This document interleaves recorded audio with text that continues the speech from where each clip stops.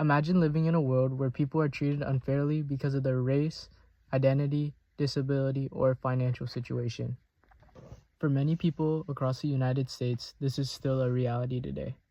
This is why the United Church of Christ, also known as the UCC, works to fight for justice and equality for all people. The mission of the United Church of Christ is united in spirit and inspired by God's grace. We welcome all, love all, and seek justice for all. This mission guides the organization in supporting communities that are often ignored, discriminated against, or treated unfairly.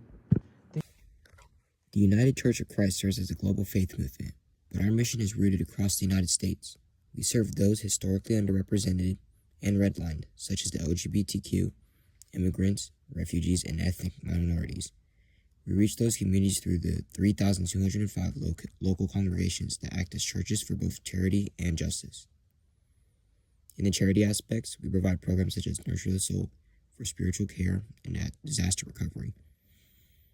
On the justice side, we use our national presence to advocate for changes in legislation, like areas deemed protected, such as the sensitive locations like schools and hospitals from ICE. Our services aren't a temporary fix, but a path to equality. This work is powered by networks of dedicated clergy and laypeople. At the national level, the UCC in Washington, D.C. leads the national and legislative charge. Important figures such as Reverend Michael Newroth, the director of the D.C. office, and advocates like Ruth Shaw Thomas and Hannah Santos work daily to translate faith into policy. They aren't alone.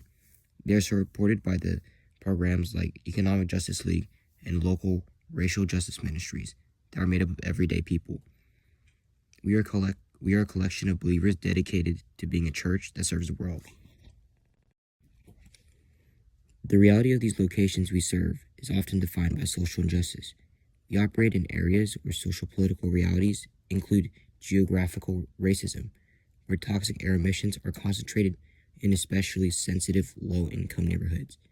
We face social structures that target funding towards border enforcement and ICE instead of just community care. These locations are battlegrounds for social sins.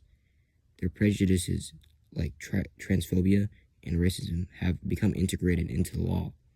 In these places, our call to action is to recognize that there is dignity in all of God's children. The UCC works to address racial injustice, LGBTQ discrimination, disability injustice, immigration issues, environmental injustice, and economic inequality through movements such as Join the Movement and Open and Affirming. The organization supports equal rights, voting rights, fair treatment, and inclusion for everyone.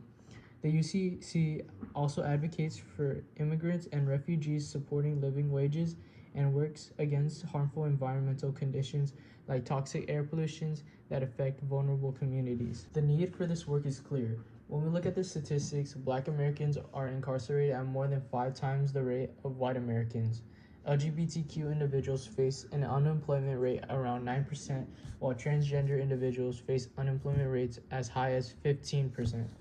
In addition, the median Black household income in the United States is only around $56,000, compared to over $92,000 for white households. These numbers show that inequality exists in many forms. The United Church of Christ continues to stand up for justice, equality, and human dignity, working towards a future where every person is treated fairly, welcomed, and valued. To wrap things up, the United Church of Christ is not only a place of worship. The UCC has become a movement for social change.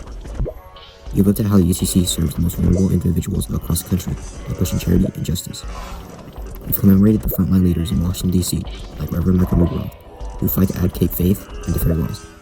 And we've shown the harsh realities of our time, from environmental racism to individual exclusion. Overall, the goal can be simplified into this: move from awareness to action, because when we change the structures of prejudice and replace them with equality, not only do we change laws, we help individuals, and we can also change systems. Join us in building a safe world.